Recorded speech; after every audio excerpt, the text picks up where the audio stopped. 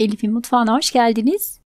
Bugünkü tarifimde sizlerle Lübnan usulü batata harra, yani kızarmış patatesli patates salatası tarifini paylaşmak istiyorum.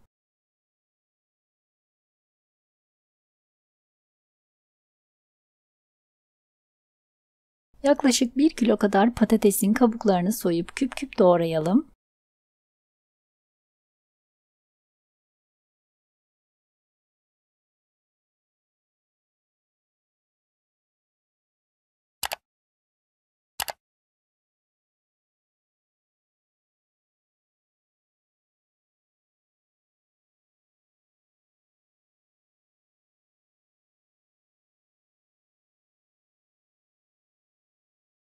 Daha sonra üzerine 1 tatlı kaşığı kadar tuz ve 4 yemek kaşığı kadar sıvı yağ ekleyip karıştıralım.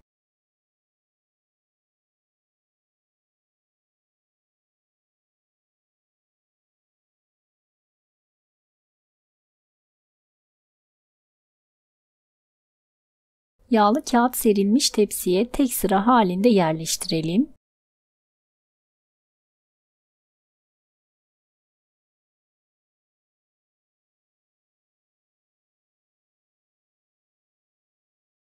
...200 derecelik ısınmış fırında patatesler yumuşayıp hafifçe kızarana kadar pişmeye bırakalım. Her iki tarafı da kızaran patatesleri fırından alalım.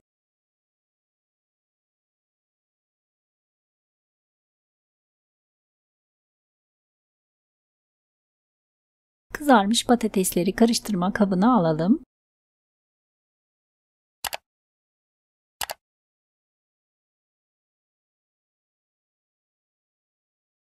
Üzerine 1-2 diş rendelenmiş sarımsak, 1 tatlı kaşığı kadar kırmızı toz biber, 1 çay kaşığı kadar pul biber, 1 çay kaşığı kadar kimyon, yarım çay kaşığı kadar karabiber ve yarım çay kaşığı kadar kişniş ekleyelim.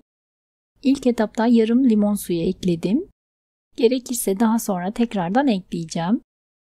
2 yemek kaşığı kadar zeytinyağı veya sıvı yağ ekleyelim. Bu işlemi hemen patatesler sıcakken yapalım.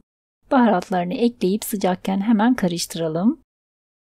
Unuttuğum 1 tatlı kaşığı kadar nar ekşisini de ekleyip karıştırmaya devam ediyorum.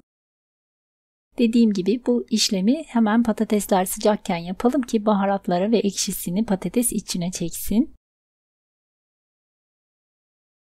Daha sonra üzerine birkaç dal ince kıyılmış taze nane ve 1 demet kadar ince kıyılmış maydanoz ekleyip tekrardan karıştıralım. Bu aşamada tadına bakıp limon ve nar ekşisi miktarını kendi damak zevkinize göre ayarlayabilirsiniz.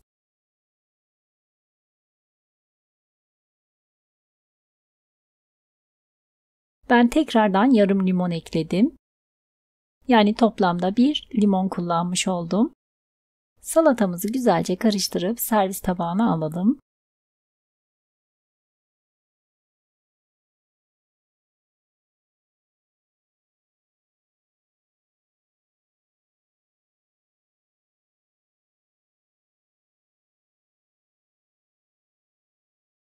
Salatamız servis için hazır. Deneyecek olanlara şimdiden afiyet olsun. Beğeni ve yorumlarınızla ve videomu sosyal medya hesaplarınızdan paylaşarak bana destek olursanız çok mutlu olurum. İzlediğiniz için teşekkürler.